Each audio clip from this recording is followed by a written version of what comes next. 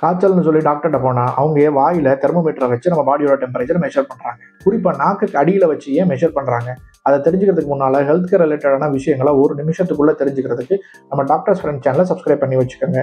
இந்த தகவல்களை உங்கள் குழந்தையோட பகிர்ந்துக்கங்க, அவங்களும் தெரிஞ்சுக்கட்டும். நம்ம வீடியோக்கு ஒரு லைக்கையும் போட்டிருக்கேன்.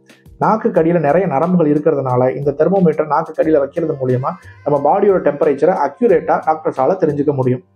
ரெண்டாவது, உடம்புல வேற எங்கே இந்த தெர்மோமீட்டரை வச்சு மெஷர் பண்ணாலும் வெளிப்புறத்தில் இருக்கக்கூடிய சூட்டுனால இந்த தெர்மோமீட்டரால் நம்ம பாடியோட டெம்பரேச்சரை கரெக்டாக மெஷர் பண்ண முடியாது. அதனால வாய்க்குள்ள வச்சு செக் பண்ணுறதுனால வெளிப்புறத்துல இருந்து இந்த தெர்மோமீட்டர் ஐசோலேட் ஆகி நம்ம பாடியோட டெம்பரேச்சரை கரெக்டாக காட்டும். மூணாவது, சின்னவங்கலேருந்து பெரியவங்க எல்லாருக்கும் இந்த வாயில் தெர்மோமீட்டரை வச்சு செக் பண்ணுறது ஒரு பழைய பழக்கமாகவே இருக்குது. அது ரொம்ப ஈஸியான வேயும் கூட. மற்ற இடங்களில் செக் பண்ணும்போது அவங்களுக்கு ஒரு அசௌகரியம் ஏற்படும், அதனால கொஞ்சம் காம்ப்ளிகேஷன் ஆகலாம். அடுத்து வரப்போகிற வீடியோவில் நான் வயிற்றில் இருக்க கல்லை உடைக்கக்கூடிய மிஷினை பற்றி சொல்கிறேன். கண்டினியூவாக பாருங்கள்.